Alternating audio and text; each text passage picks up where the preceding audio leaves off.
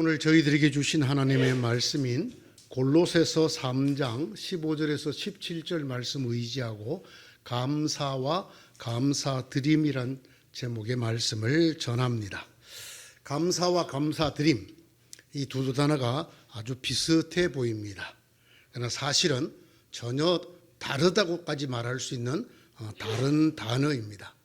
그리고 이 두 단어는 성경이 말하는 인간에 대한 이해를 고스란히 드러내는 두 단어입니다. 감사는 우리가 영어로 쉽게 설명을 하면 thank you라는 것입니다. thanks, 감사하다, thanks 또는 appreciate라고 하는 단어가 됩니다. 감사드림은 thanksgiving이라는 단어입니다. thanksgiving, 감사드립니다 하는 단어와 감사는 이렇게 우선 다르다는 걸 말씀을 드립니다. 감사는 우리 마음의 영역입니다. 내가 그렇게 생각하고 느끼는 그런 영역, 마음 또는 생각, 느낌의 영역입니다. 그러나 감사드림은 행동의 영역입니다. 내가 뭘 하는 것, 내가 표현하거나 또는 내가 활동하거나 내가 무언가를 하는 행동의 영역입니다.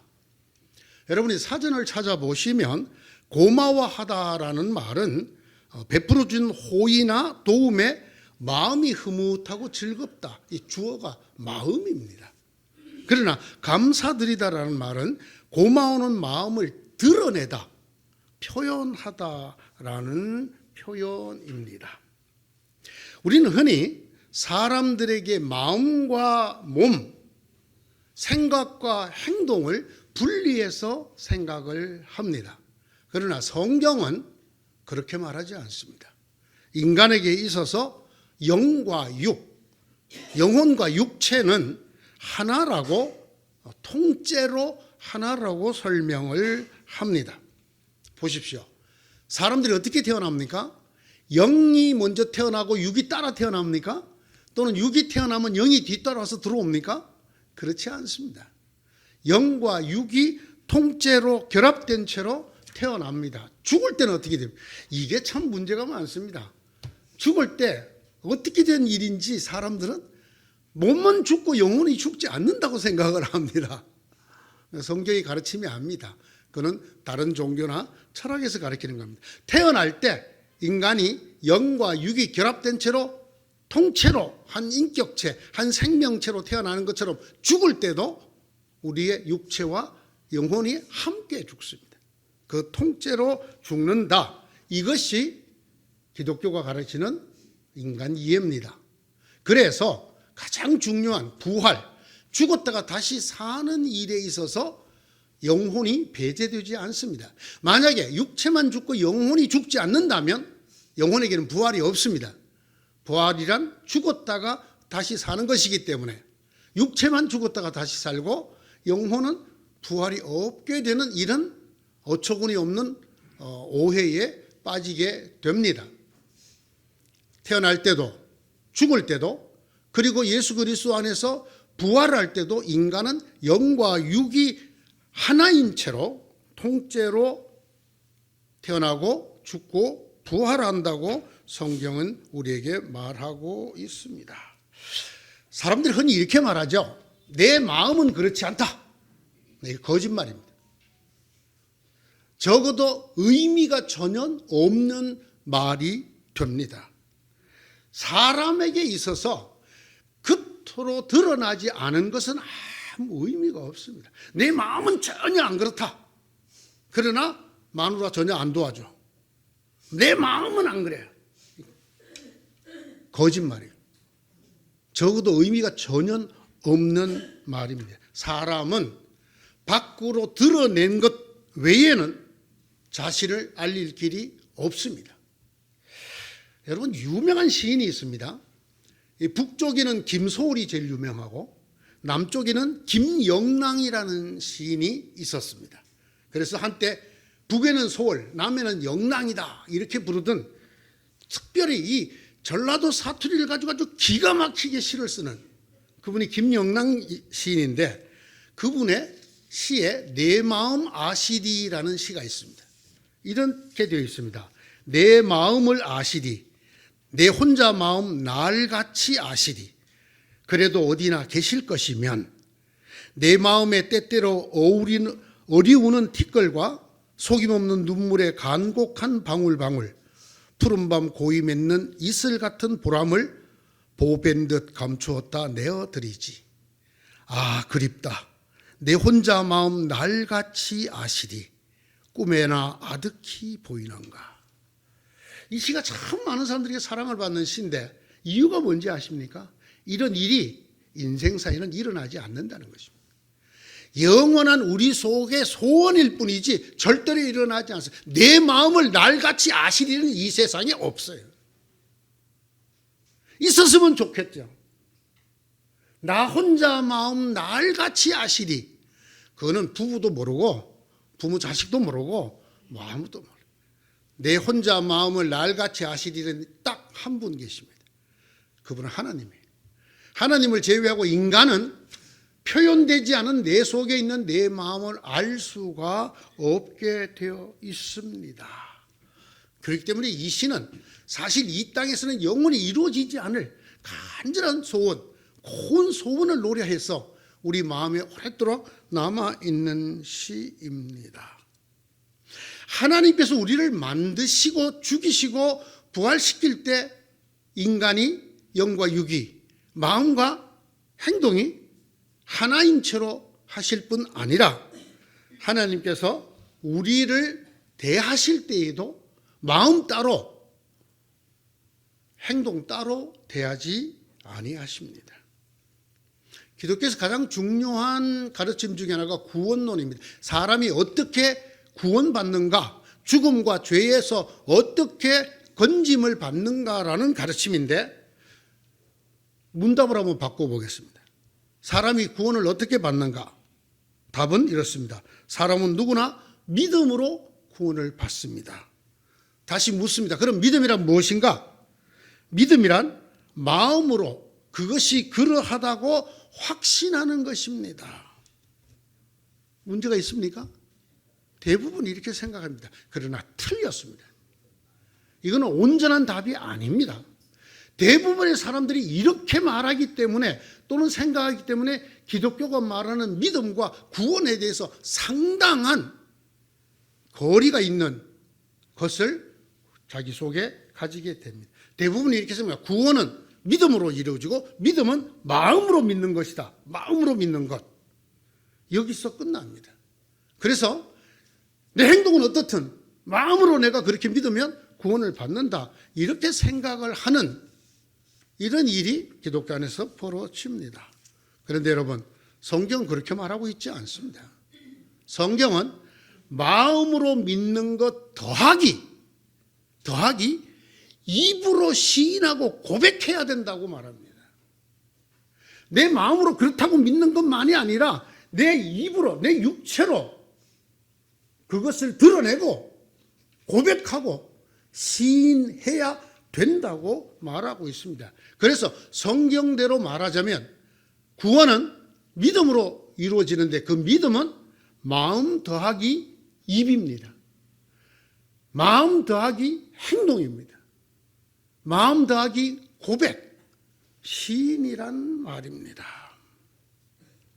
여러분이 만일 여러분의 입으로, 여러분 여기에 굉장히 중요한 강조점이 있습니다. 여러분의 육체로 예수님은 주님이시다라고 고백하고 또 마음으로 하나님께서 그리스도를 죽은 자 가운데서 다시 살리신 것을 믿으면 두 가지가 다 있어야 되는 겁니다.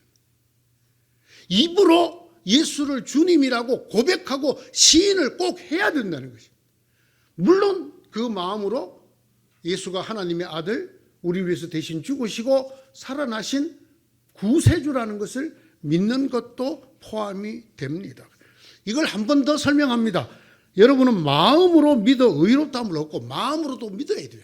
그러나 동시에 입으로도 고백하여 구원에 얻을 것입니다. 이 두 개가 합쳐지는 것이 기독교가 말하는 구원에 가는 길입니다. 유명한 로마서 10장 9절에서 10절의 말씀이지요. 마음에 입을 더해야 합니다. 생각에 행동을 더해야 합니다. 그것이 온전한 믿음, 즉 성경이 말하는 구원에 이르는 믿음입니다. 여러분들께서 흔히 가볍게 생각하시는 것 중에 하나가 세례라는 것이 있습니다. 그래서 여러분, 기독교에서 세례는 매우 중요합니다. 왜 그러냐면 기독교가 말하는, 성경이 말하는 구원에 이 세례가 포함되기 때문입니다. 믿고 마음으로 믿고 행동으로 세례를 받아야 구원에 이른다고 성경 마가복음 16장 16절이 말하고 있습니다. 내 마음으로 믿으면 되죠. 아닙니다. 입으로도 고백을 하고 시인을 해야 되고 실제 그 몸으로 세례를 받아야 한다는 것입니다. 믿음 더하기 세례, 이 세례 안에 사실은 고백이 포함되어 있습니다. 이것이 구원이라고 성경이 우리에게 말해주고 있습니다. 왜 세례가 중요하냐? 세례는 사람들 앞에 자기 마음속에 있는 믿음을 드러내는 행위입니다. 여러분, 지금도 예수를 믿었고 세례를 받으려면 사람들 앞에서 문답을 합니다. 세례자가 묻습니다. 예전 초대교회에서는 장로님들이 물었습니다. 묻습니다. 예수를 하나님의 아들 메시아 구세주라고 생각합니까? 묻습니다. 하나님을 천지의 창조주라고 믿습니까? 묻습니다. 성령이 여러분들에게 진리의 영으로 하나님 보내주신 영이신 것을 믿습니까? 묻습니다. 물으면 어떻게 해야 됩니까? 답을 합니다. 만장하신 사람들 앞에서 네 믿습니다. 네 믿습니다. 네 믿습니다. 이렇게 고백을 해야 합니다. 오늘날도 이게 어려워서 세례를 안 받는 분들이 계셔요. 그냥 저는 마음으로만 믿을래요. 그렇지 않습니다. 반드시 이렇게 우리의 믿음을 드러내고 사람들 앞에 고백하고 시인하고 그리고 세례를 받아야 합니다. 지금보다 2000년 전에 초대교회, 예수님이 부활을 하신 이 다음에 이루어진 초대교회에서 세례를 받는 일은 대단히 위험한 일이었습니다. 왜냐하면 그 예수를 유대인 전체가 담합해서 죽였습니다. 그렇기 때문에 예수의 이름으로 세례를 받는다는 것은 유대인들이 하나님의 아들 메시아를, 구세주를 잘못해서 죽였다라는 것을 인정하게 되는 것이 됩니다. 그냥 단순히 나는 예수님이 하나님의 아들이요 나를 죽음과 죄에서 구원해 줄 구세주라고 믿는다는 고백이 끝나는 것이 아니라 그 고백은 곧 유대인들을 향해서 너희가 그 예수를 죽였다. 여러분, 사도행전 앞부분에 전부 이런 얘기입니다. 너희가 십자가에 못 박아 죽인 예수를 누가 살렸냐? 하나님이 살렸다. 너희는 예수를 죽였다라는 거예요. 그 예수를 죽인 유대인은 지금도 예수를 하나님의 아들로 인정하지 않습니다. 즉 그들은 지금도 자기들이 잘못하여 예수를 죽였다는 것을 시인하지 않습니다. 때문에 예수의 이름으로 세례를 받는다는 것은 당시 유대인 사회에서는 매우 위험한, 유대인 사회에서 축출을 당하고 어떤 보호도 받지 못하여 죽임을 당해도 보호를 받지 못하는 그런 아주 심각한 문제였어요. 예수가 하나님의 아들 구세주라는 것을 사람들 앞에서 공개적으로 시인을 하고 세례를 받는다는 것, 이것이 꼭 있어야 된다고 말씀하고 있습니다. 그래서 성경은 믿는 것만을 강조하지 아니하고 믿음을 내 삶으로 표현하는, 행동으로 드러내는 세례, 즉 고백과 시인, 사람들 앞에 공표하는 일이 있어야 된다라는 것입니다. 초대교회에서 예수를 믿는다는 것은 아까도 말씀드린 것처럼 매우 위험한 일이었지만, 그래서 사실 사람들 앞에서 드러내지 않고 싶을 수도 있지만, 그러나 이것을 드러내야만 하는 일이었습니다. 이 초대교회에서 예수를 믿는다는 것, 세례를 받는다는 것은 이런 의미였습니다. 이런 위험을 무릅쓰고 사람들은 행동으로 고백하고 세례를 받았습니다. 유대 온 공동체의 핍박을 각오하고 예수처럼 잡혀 죽을지도 모르는, 사실 많은 사람이 잡혀 죽었습니다. 그럼에도 불구하고 사람들 앞에서 공개적으로 마음만이 아니라 그 마음으로 믿는 믿음을 드러내고 물속으로 들어갔다가 나오는 세례를 받았습니다. 이것이 초대교회의 세례고 믿음이었습니다.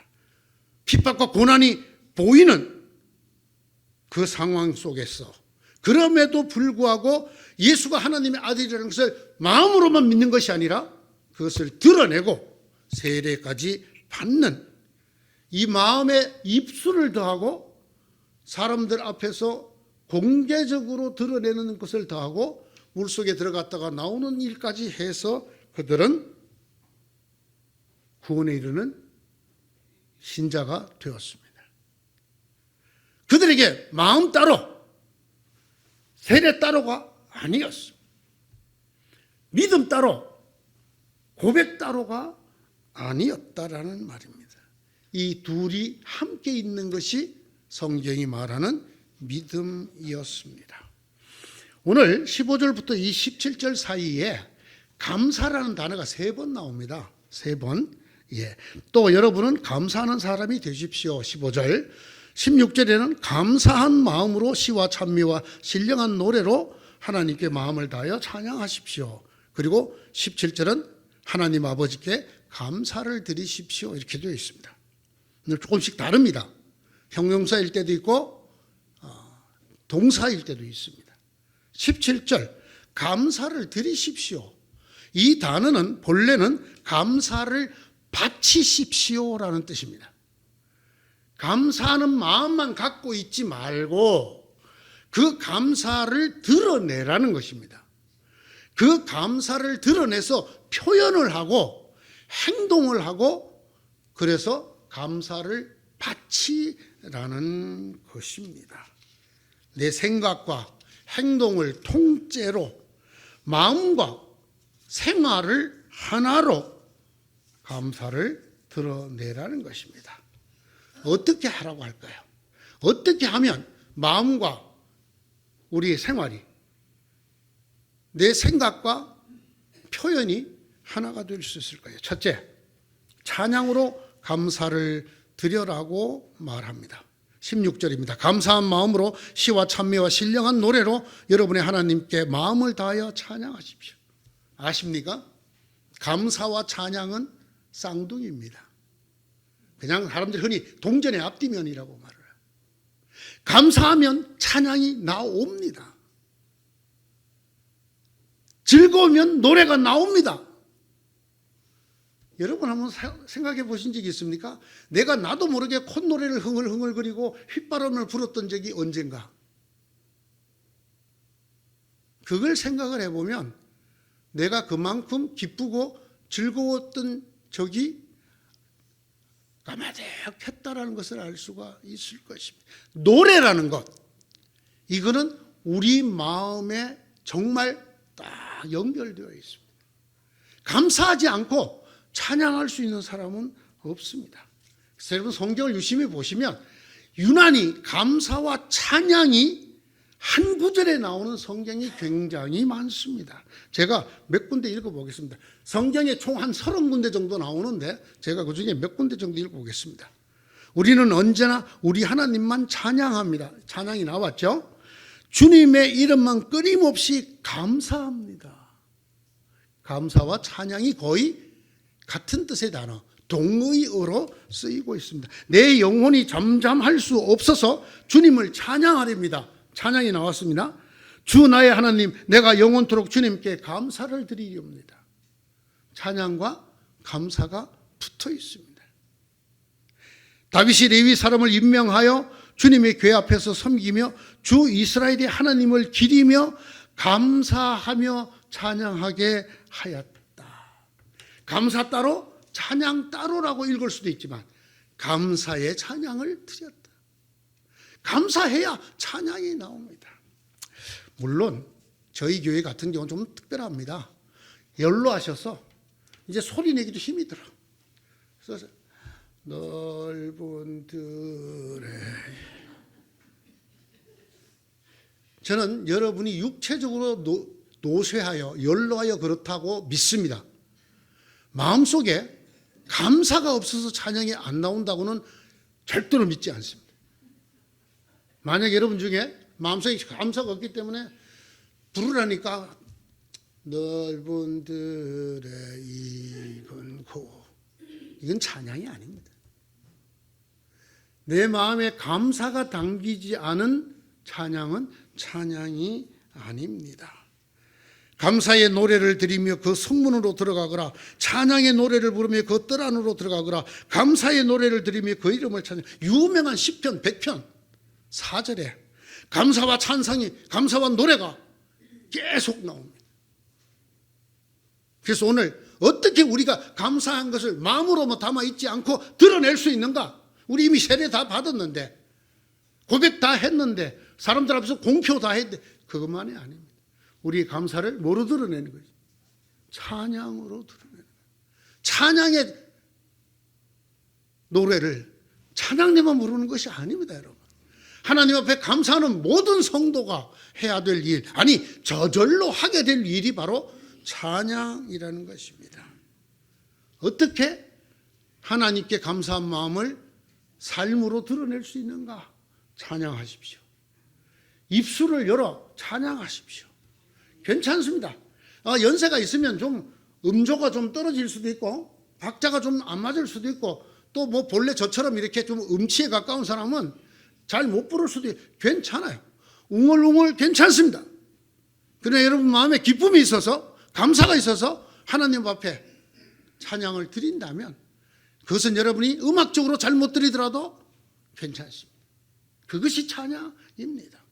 그런데 유독 교회에 와서 예배 시간에도 절대로 찬송을 안 부르는 분이 계셔요. 입을 굳게 다물고 저를 많이 쳐다보시는 분들이 계셔요. 찬송 시간은 저를 바라보는 시간이 아니에요. 저는 많이 안 쳐다보셔도 지난주에 그 사람 그대로입니다. 그 시간은 여러분 찬송가 찾지도 안 하고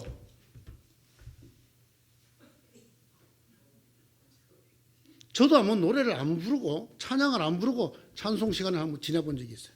4절이 굉장히 길어요. 안 부르고 그냥 그거 듣고만 있으려면 굉장히 길어. 거기다 또 5절짜리가 있잖아요. 5절짜리. 저건 또 왜 이렇게 길어? 그 시간 내내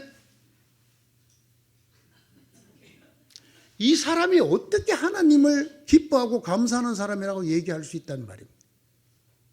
예배 중에 찬양을 드리는 것은 절대로 여러분들의 음악성을 보려고 하는 게 아닙니다. 우리가 하나님께 드리는 가장 귀한 선물이 찬양이에요. 기도는 열심히 하시죠. 왜? 내가 받고 싶은 게 있으니까. 달라고 하는 얘기니까. 찬양은 어떤 것입니까? 내가 하나님께 올려드릴. 만약에 여러분 중에 이런 분이 있다면 반드시 고쳐야 됩니다. 기도하기는 즐겨하지만 찬양하기는 즐거워하지 않는다. 하나님의 사랑받을 수 있는 자녀가 아니에요. 핑계는 늙었어. 이제 소리가 안 나. 여러분 찬양이 반드시 노래를 뜻하는 건 아닙니다. 여러분이 따라 부르기 힘들면 찬송가를 그냥 읽으셔도 됩니다. 마음으로 읽으면서 웅얼웅얼 하셔도 됩니다. 그러나 하나님 제 이 노래를 받으십시오 하는 마음으로 드려야 합니다. 그것이 감사하는 사람입니다. 마음으로 Thanks God, God I appreciate you 이렇게만 말하는 건 헛일이에요. 찬양하세요. 드러내셔야 한단 말입니다. 내 마음은 안 그래. 뭐가 안 그래요? 이게 아주 중요해요. 두 번째, 자랑하고 가르치라고 합니다. 감사와 자랑도 쌍둥이에요. 내 마음에 막 자랑하고 싶어서 못 견디는 일이 생겨. 누가 자랑하라고 안 그래도 해. 안 그래도 한단 말이죠. 그러니까 누가 여러분 보고 오늘 우리 집에 가서 점심 먹자고 부르면 따라가세요. 틀림없이 자랑할 게 있을 겁니다. 가면. 틀림없이. 까닭없이 그렇게 하지 않아요. 그냥 여러분 앞에 와갖고 핸드백 들고 왔다 갔다 하면 핸드백을 참 자랑하고 싶구나. 틀림없어요. 까닭없이 계속 머리를 이래. 아이고 반지가 바뀌었네요. 드러내고 싶어 못 견뎌. 인간은 자랑하고 싶어 못 견디는 존재예요. 근데 왜 우리가 자랑을 못합니까? 말로는 하나님은 너무나 좋으시고 너무 좋은 하나님이라 그러지만 하나님 자랑 안 해.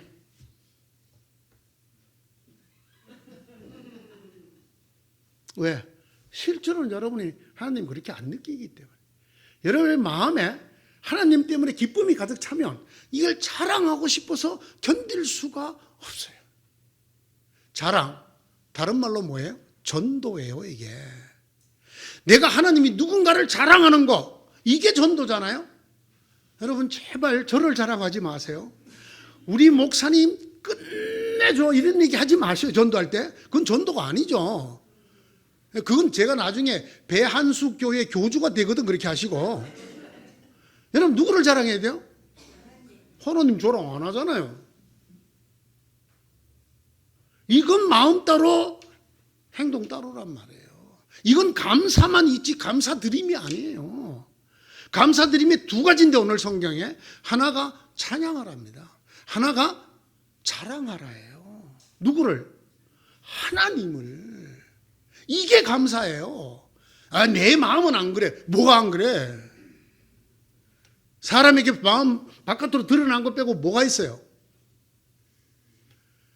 제가 전에도 한번 말씀드렸죠. 제가 이걸 강조하려고 하는 말이 아니에요. 행동을 얘기하는 거예요.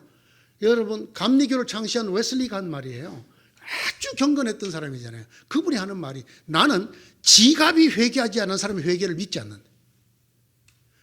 말로 마음으로 막 회개했다고 하지만 실제로 하나님을 위해서, 하나님의 일을 위해서 지갑을 열 줄 모르는 사람, 이 사람 회개한 사람 아니라는 거예요. 뭐를 말하는 거예요? 삶이 연결이 돼야 되는 거예요. 삶이. 네? 하나님 좋아요. 하나님 좋아요. 그런데 자랑은 안 해요. 여러분, 손자가 이제 수능 봤어요. 수시로 정말 좋은 학교에 됐어. 이 동네 가까운 학교. 네? 이 동네 가까운 학교 하나 있죠? 됐어. 그러면 누가 안 물어봐도 난 그 손자가 수능 친지도 몰라. 고3인지도 몰라. 목사님, 우리 손자가 이번에 수능에 붙었어요. 그래요, 안 그래요? 이게 인간의 본능이란 말이에요. 그런데 왜 우린 전도 안 하죠? 왜 우리 하나님 자랑 안 하죠? 실제로는 별로 하나님 별로인 거야. 하나님 별로야. 다른 사람들이 나보고 혹시 하나님 믿어요? 그럴까 봐 피해 다녀. 입을 뻥끗도 안 해. 내가 요번에 아주 좋은 물건이 나왔어. 이거 사면 노후 대책 걱정하지 마. 이거 대박이야. 사람들이 모르거든. 빨리 투자해. 이런 이야기는 묻지 않아도 찾아다니면서 합니다. 그러나 뭐 하나님이 어쩌고 구원이, 이건 어느 게 진짜일까요? 마음으로 나는 진짜 하나님을 정말 감사하게 생각하고 사랑해, 좋으신 하나님라고 하는 말이 진짜일까요? 행동이 진짜일까요? 그것까지 설교자가 다 얘기해 줄 필요는 없겠죠. 예? 자랑하라. 여러분의 말씀이 여러분 가운데 풍성히 살아있게 하십시오. 온갖 지혜로 서로 가르치고 권고하십시오. 16절이잖아요. 너희는 주님께 감사하면서 그 이름을 불러라. 그가 하신 일을 만민에게 알려라. 그에게 노래하면서 그를 찬양하면서 그가 이루신 놀라운 일들을 전하여라. 역대상 16장 8절에 나오는 것입니다. 감사한다는 말은 하나님 자랑을 하게 되는 것을 말합니다. 주님께 감사하여라. 그의 이름을 불러라. 그가 하신 일을 만민에게 알리며 그의 높은 이름을 선포하여라. 이사야 12장 4절이에요. 이건 뭐 성경 말씀을 전해 듣지 않더라도 너무나 뻔한 인간의 본성이에요. 여러분이 자랑할 거 있으면 못 견딘다니까. 좋은 거 있으면 못 견뎌. 제발 좀, 그래도 안 돼. 그래도 안 돼. 우리가 하나님을 사랑한다는 거, 하나님의 은혜에 감사한다는 거, 어떻게 해야 되나요? 찬양하라. 둘째는 자랑하라. 자랑. 여러분, 요 둘 다 돈이 안 든다는 거 아십니까? 돈이 안 들어. 전부 다 뭐로 하는 거야? 요 입으로 하는 거야. 아까 믿음은 마음으로, 구원은 믿음인데 믿음은 마음으로 그렇게 믿는 것 더하기 입으로 시인하는 거라 그랬죠? 입으로 고백하는 거라 그랬죠? 입으로 자랑하는 거예요. 입으로 찬양하는 거예요. 입으로 자랑하는 거예요. 마음으로 내가 그렇게 생각하는 감사 더하기 감사를 드리는 거예요. 어떻게? 내 입을 열어. 찬양하고 주님을 자랑하고 주님을 전파하고, 이것이 감사 드림입니다. 오늘 성경이 우리에게 말하는 것, 이것은 우리의 믿음이 감사, 땡스에서 감사 드림, 땡스 기빙으로 바뀌어야 된다는 거예요. 감사를 바쳐라. 어떻게? 여러분, 이런 단어만 들으면 당장 또 아이고 헌금하려나 보다. 아니라니까요. 아니, 성경 말씀을 들이대고 목사가 아니라고 말하면 좀 믿어요, 좀 제발. 뭘로 하는 거라고요? 입으로. 첫째 뭐라고? 찬양. 둘째? 예? 하나님 자랑이죠. 둘째 찬양도 하나님 찬양하는 거잖아요. 하나님을 찬양하고 하나님을 자랑해. 암만 목사님 그래도 나는 절대로 전도 안 할게요. 나는 하나님 자랑 못해야.